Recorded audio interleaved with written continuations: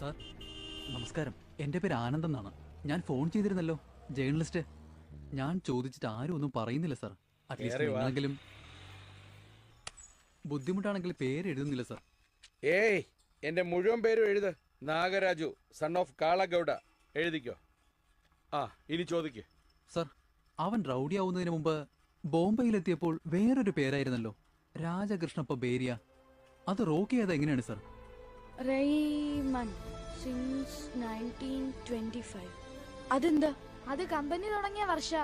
അതെന്താ അങ്ങനെ? ബ്രാൻഡുകളല്ല അങ്ങനെ എഴുതൂ. ബ്രാൻഡ് എന്താ?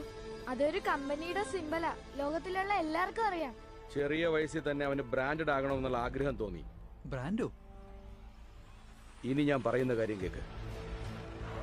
സാർ 100 കിലോമീറ്റർ സ്പീഡിൽ വണ്ടി ഓടിച്ചുകൊണ്ട് വന്ന് ചെക്ക് പോസ്റ്റ് ഇടിച്ചു തീർത്തു. വണ്ടി ആർ സി ബുക്കും ഇല്ല, ഇവന്റെ ലൈസൻസും ഇല്ല, ഡോക്യുമെന്റ്സ് ഒന്നും കാണിച്ചില്ല. അങ്ങനെയാണോ?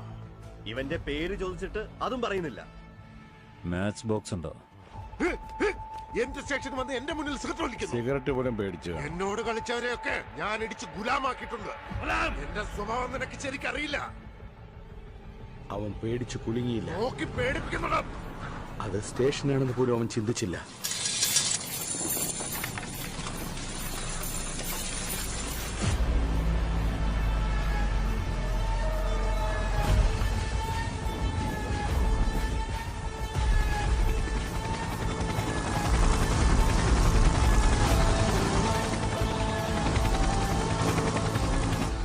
Driving licence. സിഗരറ്റ് എടുക്ക്, സിഗരറ്റ് എടുക്ക്, എടുക്ക്, എടുക്ക്.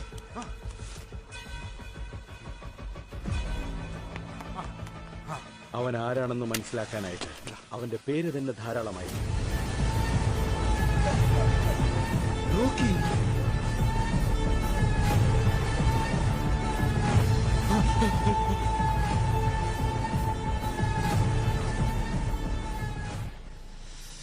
സിൻസ് 1951.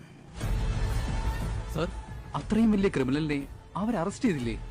കാലിലും കയ്യിലും സ്വർണ്ണം ഇട്ടവർക്ക് ഷെയ്ക്ക് ഹാൻഡും കൊടുക്കും, സല്യൂട്ടും കൊടുക്കും.